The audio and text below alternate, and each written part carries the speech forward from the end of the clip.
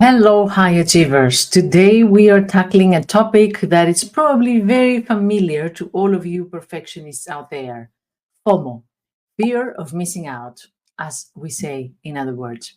I'm very excited to be here today. I'm Vassia Sar. I'm a psychologist and expert on perfectionism. And actually, we're going to see why specifically perfectionists are struggling with FOMO. And with FOMO comes this restlessness that we have to be doing something all the time. We have to be on the move. We have to grasp opportunities all the time, and we cannot miss them. That's the fear of missing out. What we want to see is how we can take this perfectionism fueled FOMO and transform it into something more fulfilling.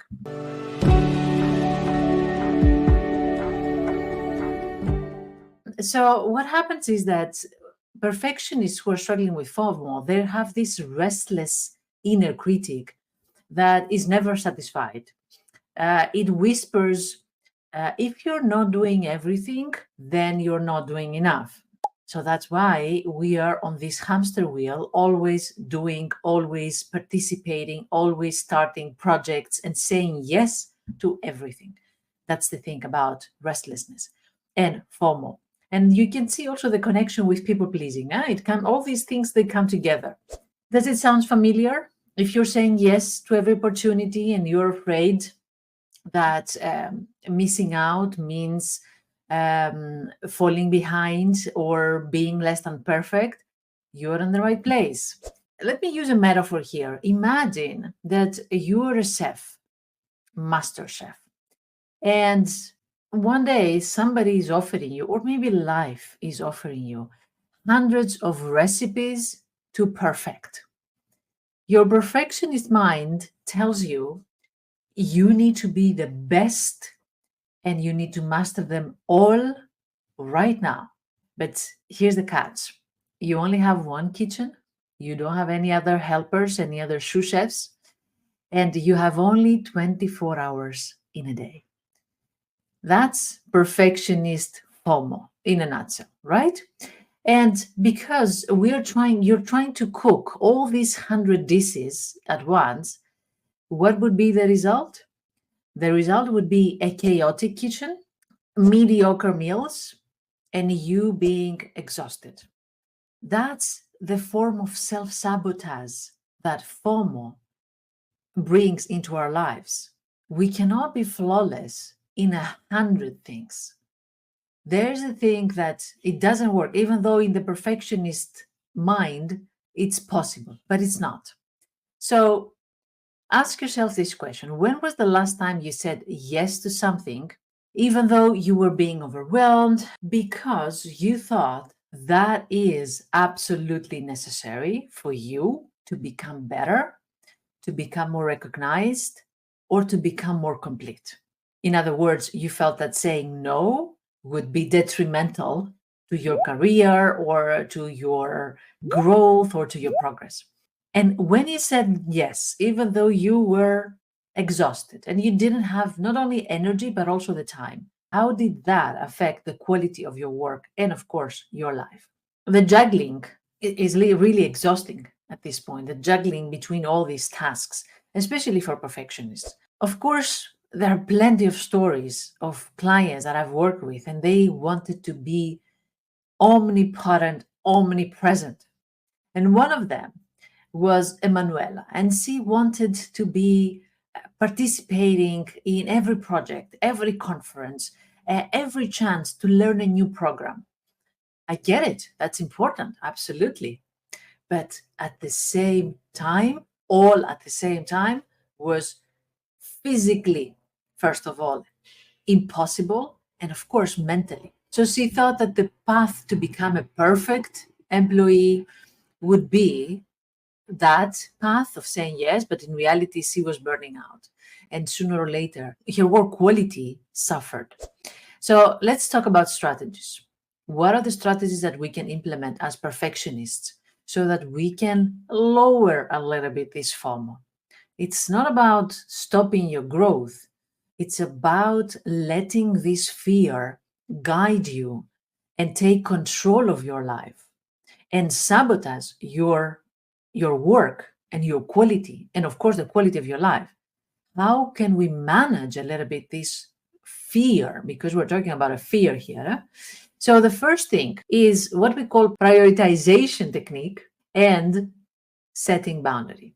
What we need to do is write down not only the commitments and the opportunities that there are at this moment in your life, but also your energy capacity. Pick three things that you consider as priorities. Ask yourself, if I could perfect three of these things that are in my life, present in my life at this moment, which would have the most significant impact in my life? It is impossible that all of them are equally important for you, for your life, not generally, but for you, for your life. Choose three. And also, check all the time with your energy capacity. Do you have the capacity for another thing? Do these three fit in your schedule? Because maybe you choose three that they are huge projects and maybe they cannot fit. Maybe you have to choose one huge and two small projects. Check with your capacity, with your energy. Check also with the other areas in your life that need attention. Maybe you are choosing this project considering that that's the only thing you have in your life. But you're not having all these things in your life. Maybe you have your family needing you at this moment. Your kids start going to school and you need to be present more often at school. I don't know, anything that needs also your focus and your attention in your life. So when you're checking your energy, check in a holistic level. What happens in my life at this moment? How much energy and time do I have for all this? Strategy number 2, mindfulness and self-reflection practice. I mean, I'm talking about mindfulness very often, I know that, but I love mindfulness and the way that we become more present in our lives through mindfulness. Think about it as your inner calibration exercise. You're checking with yourself, your inner compass. So take 5 minutes, come back to the present moment while sitting there quietly. Ask yourself, what does perfect mean to me? What is the definition of perfection I give in my life and the choices I make? Am I chasing my own definition of perfection or somebody else's? Am I chasing my own definition of excellence? Or is this somebody else's values, somebody else's priorities, somebody else's idea of success? Stay with that thought. Make some notes about what do you define as perfect life, and then distinguish between meaningful goals and unrelenting standards. Let's go to the third strategy, which is reframing opportunity. What do we mean with opportunity? Fear of missing out is about opportunities. We are afraid of missing opportunity. What do you mean with opportunity? What does it mean for you? If you're saying no, instead of seeing that no as a failure to be perfect, is that maybe an investment in the true mastery of your chosen priorities? This is the essence of reframing. You can call it a failure if you want, but is that maybe your step towards success in what you have already chosen as priorities in your life? You choose to specialize. That cannot be failure. That's success.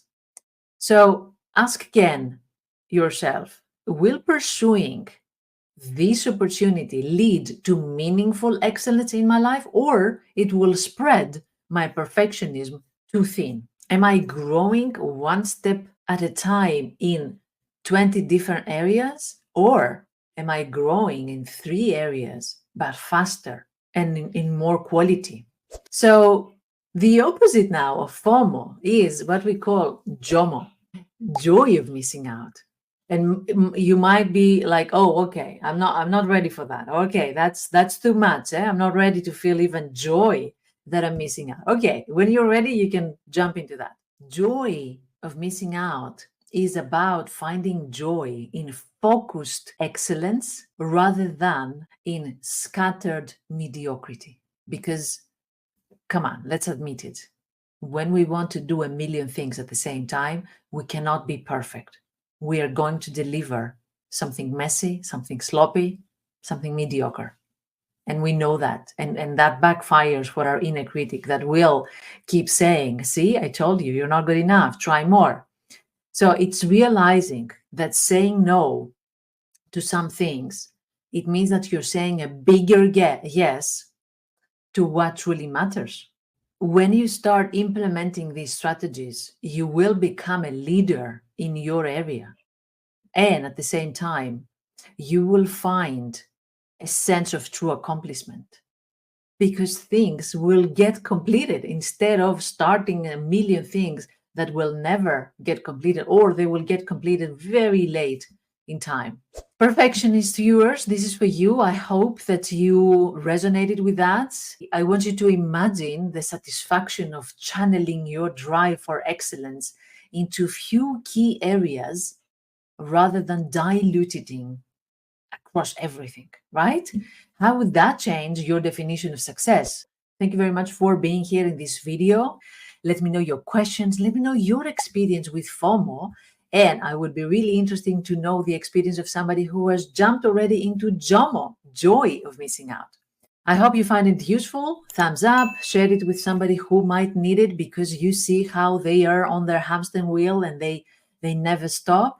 Until next time, embrace your focused excellence and keep thriving. And of course, take good care of yourself.